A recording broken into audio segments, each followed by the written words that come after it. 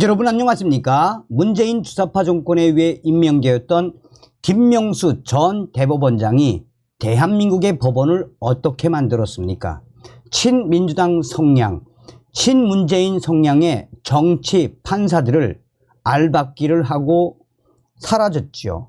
김명수 전 대법원장의 이 진보를 자초하는 좌파 판사들에 의해 그동안 재판이 얼마나 많이 연기되었었습니까?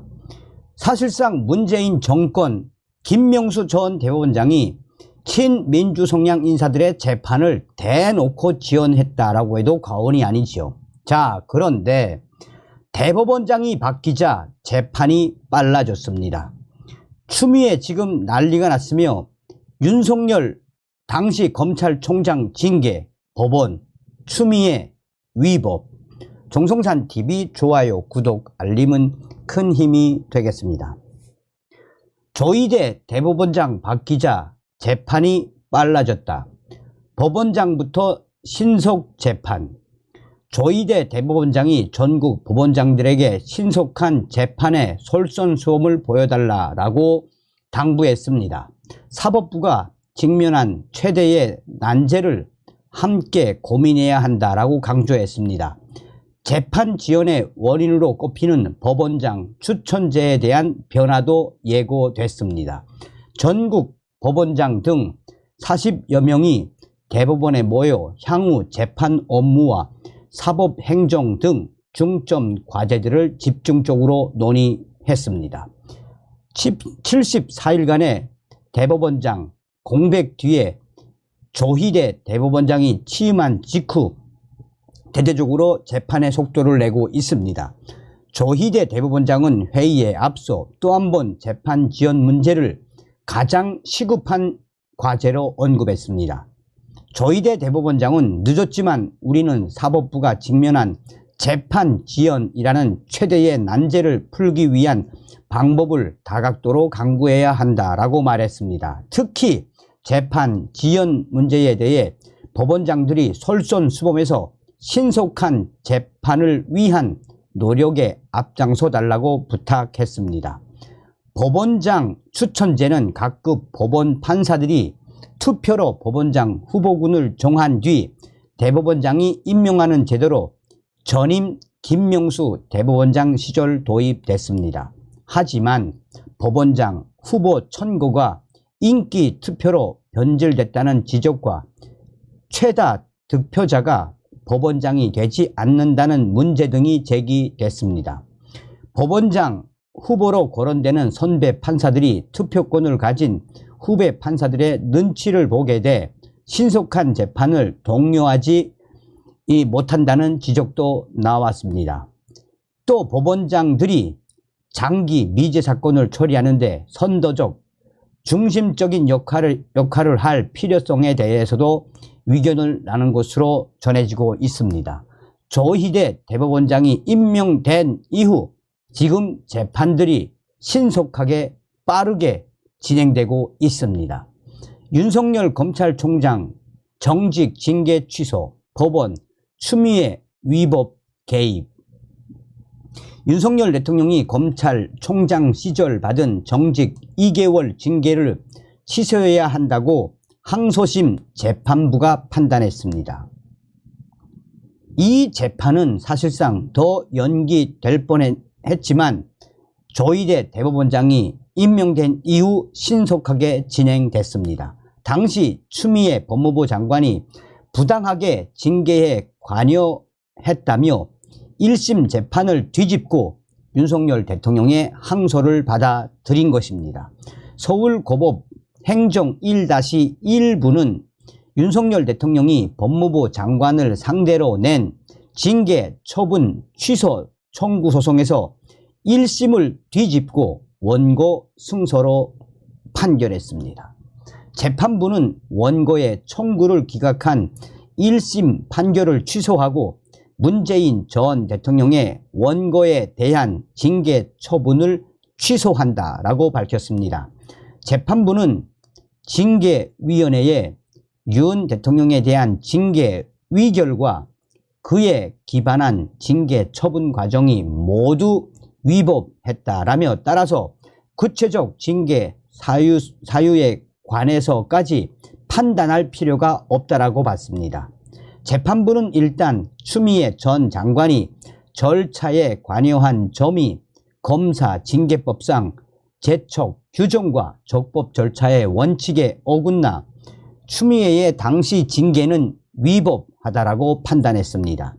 검사 징계법에는 징계를 청구한 사람은 사건 심의에 관여하지 못한다고 규정되어 있는데 징계 청구자인 추미애 전 장관이 검사 징계위원회 위원장으로서 1차 심의 기일을 2020년 12월 10일로 지정, 변경한 것은 위법하다고 본 것입니다.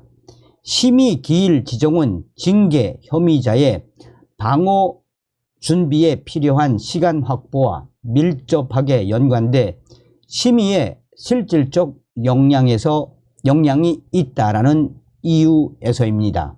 재판부는 또 추미애 전 장관이 징계 청구 후 1차 심의 기일에 임박해 정한중 한국외대 법학전문대학원 교수를 징계위원으로 신규 위촉한 행위, 그리고 그를 위원장 직무대리로 지정한 행위 역시 적법 절차의 원칙과 검사징계법에 어긋나 위법하다고 봤습니다. 재판부는 일부 위원에 대한 기피 신청과 관련해서는 제적위원 과반수 출석과 출석위원 과반수 찬성에 미달하는 3인 이하의 징계위원회만 출석해 적법한 기각 결정이 이루어지지 않았다라고 봤습니다. 이 상태에서 기피 신청을 받은 위원이 모두 참여해 징계 위결을 한 것도 위법하다고 법원은 판단했습니다.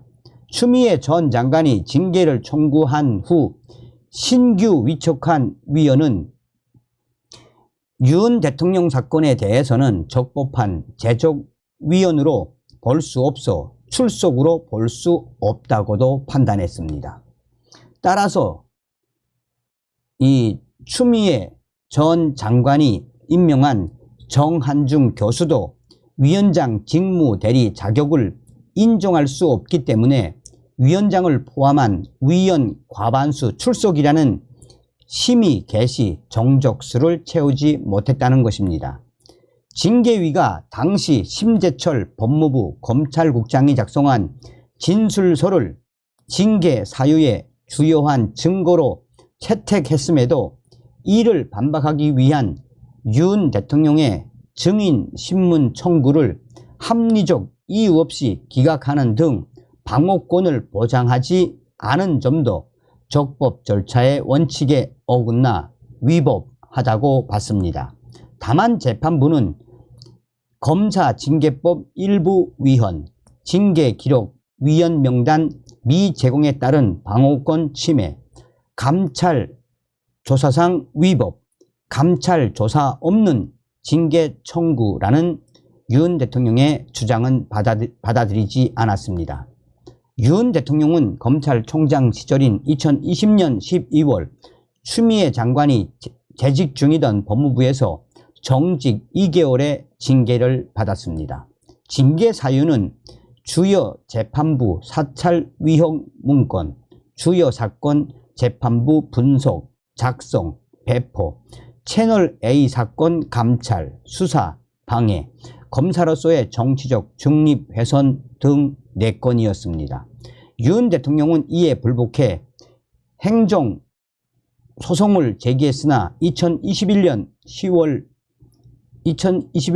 1심은 정치적 중립 훼손을 제외한 3건이 모두 인정된다라며 징계가 유효하다라고 판단했습니다. 선거 직후 윤 대통령의 변호인인 손경식 변호사는 기자들과 만나 징계는 절차적 위법이 매우 컸고 내용도 정치권 권력과 결탁한 일부 부주의한 언론이 속았던 사건이라며 대한민국 사법부의 질서가 원활히 기능해 법치주의를 견고히 지켰다는 점을 다시 확인했다라고 환영했습니다. 정권 교체 후 법무부가 재판에 소극적으로 대응했던 야권의 이른바 패소할 결심 지적에 대해서는 행정소송은 민사와 달리 법원이 직권 조사하고 판단하는 것이라며 대한민국 사법부와 사법 질서를 모욕하는 질 낮은 발언이라고 반박했습니다. 법조계에서도 환영의 뜻을 표했습니다. 한마디로 추미애 전 법무부 장관이 난리가 나게 된 이번 판결은 조희대 대법원장이 바뀐 이후에 신속한 재판을 하라는 이 조희대 대법원장의 지시사항에 따라 나온 결과이며, 대법원장이 바뀌자 법원의 재판이 빨라지고 있으며 앞으로도 여러 재판들이 빠르게 진행될 것이라고 법조계는 환영의 뜻을 표하고 이수달에 다음 시간에 뵙겠습니다. 멸공.